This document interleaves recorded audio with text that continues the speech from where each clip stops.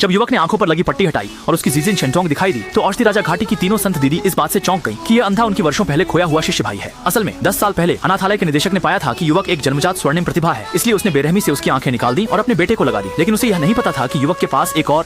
अचानक इसी समय याओ वांगगु के 3 संतानियां संत माता की खोज में आई। उन्होंने देखा कि निदेशक के पुत्र की आंखों से तेज प्रकाश निकल रहा था, तो उन्होंने गलती से उसे ही उनका संत माता मान लिया और फिर बच्चे को याओ वांगगु वापस ले गई। अच्छी तरह से प्रशिक्षण देने की तैयारी की और जिसकी आंखें निकाली गई थी वह बच्चा अब एक अंधा बन गया। पलक झपकते ही 10 साल बीत गए। अंधा युवक अपनी खुद की मेहनत से न सिर्फ एक अत्यधिक कुशल चिकित्सा विद्या में महारत हासिल कर चुका है, एक क्लिनिक खोला, बल्कि एक सौम्य और गुणी पत्नी भी पाली। लेकिन पत्नी को जन्मजात हृदय रोग था और उनकी हालत दिन प्रतिदिन अधिक गंभीर होती जा रही थी। इसी समय रेडियो में खबर आई कि दवा का राजा प्रतियोगिता का आयोजन हो रहा है और जो भी प्रतियोगिता जीतेगा उसे 1000 साल पुराना जिनसेंग मिल सकता है। पत्नी का हृदय रोग ठीक करने के लिए युवक ने दवा का राजा घाटी जाने का निर्णय लिया, प्रतियोगिता में हिस्सा लेना। इसी समय याओ वांग घाटी की बड़ी बहन को भी शक होने लगा कि उस समय उठाए गए संत के साथ कोई समस्या है, क्योंकि उसकी चिकित्सा कौशल बिल्कुल भी ठीक नहीं थी। अगर उसे दिव्य औषधियों का सहारा नहीं मिलता तो वह तीसरे दर्जे के चिकित्सक से भी बदतर होता। इसलिए याओ वांग प्रतियोगिता आयोजित की गई ताकि संत की शक्ति की परीक्षा ली जा सके। कुछ ही समय बाद वो युवक याओ वांग घाटी के दरवाजे पर पहुंच गया, लेकिन उसे द्वारपाल द्वारा रोक दिया गया।